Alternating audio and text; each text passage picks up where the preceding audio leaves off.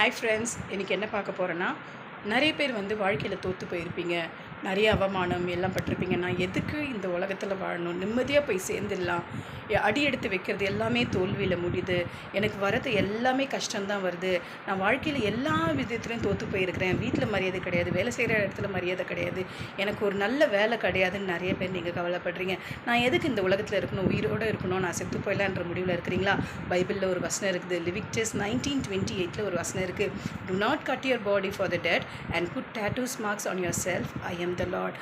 அதாவது உங்களுடைய சரீரத்தை நீங்கள் காயப்படுத்தக்கூடாது, சேதப்படுத்தக்கூடாது. அதுக்கப்புறம் பச்சை குத்துறது கடவுளுக்கு அருவருப்பான ஒரு செயல்னு சொல்லி இயேசப்பா சொல்கிறாரு.